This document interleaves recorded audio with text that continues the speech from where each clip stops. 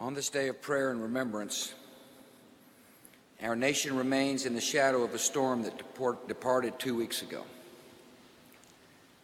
We're humbled by the vast and indifferent might of nature and feel small beside its power. We commend the departed to God. We mourn with those who mourn, and we ask for strength in the work ahead.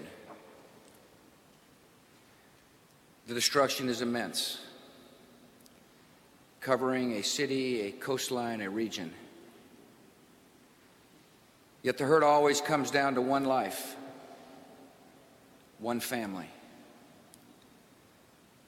We've seen the panic of loved ones separated from each other,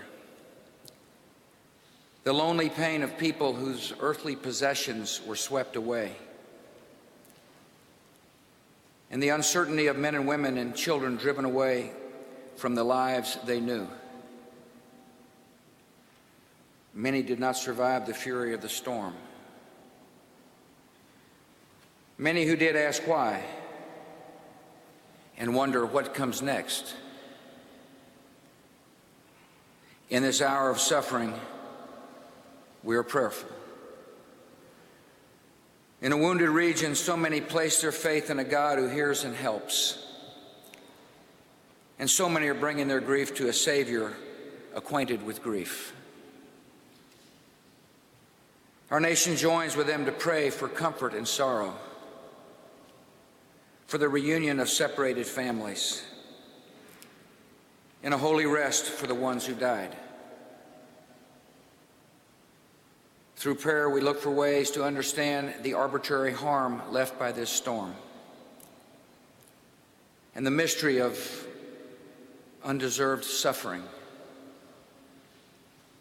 And in our search, we are reminded that God's purposes are sometimes impossible to know here on earth. Yet even as we are humbled by forces we cannot explain, we take comfort in the knowledge that no one is ever stranded beyond God's care. The creator of wind and water is also the source of even a greater power,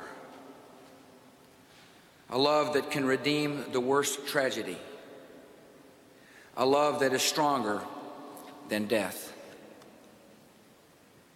In this hour of suffering, our nation is thankful. We have been inspired by acts of courage and goodness.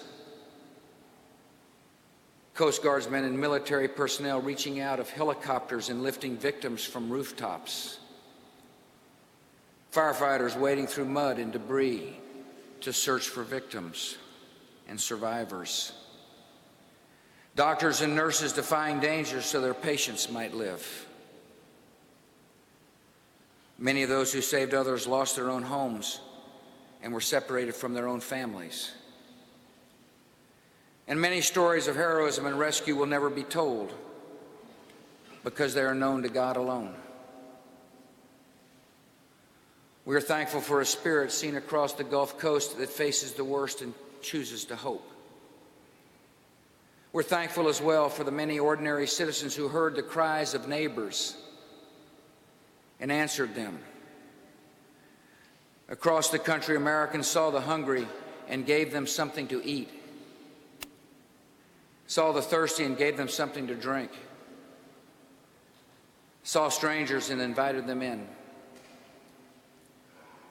One man who was rescued and given shelter after the storm said, "I didn't think there was so much love in the world."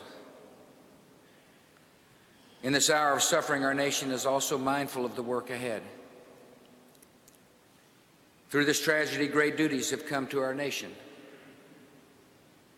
The destruction of this hurricane was beyond any human power to control, but the restoration of broken communities and disrupted lives now rests in our hands. And we accept this responsibility not as a burden or a chore, but as an opportunity to serve our fellow Americans as they would do for us. This task will measure our unity as a people.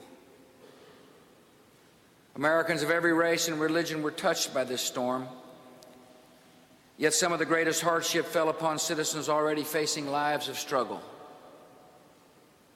the elderly, the vulnerable, and the poor.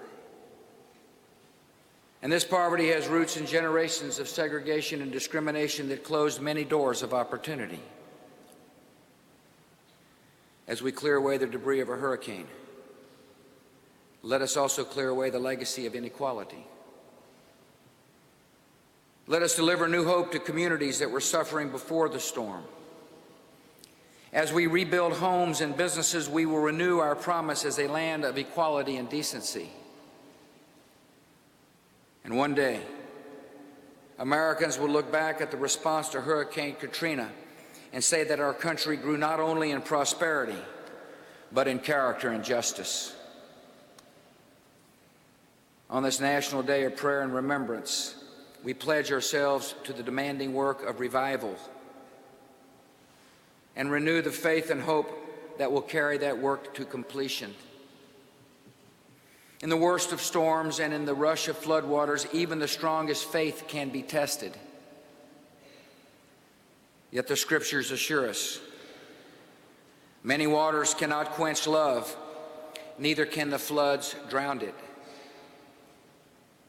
So now we go forward, confident in the good heart of America, and trusting that even among the ruins, the love of God remains at work.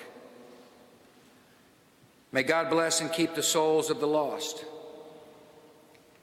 May His love touch all those in need. And may He always watch over the United States of America. God bless.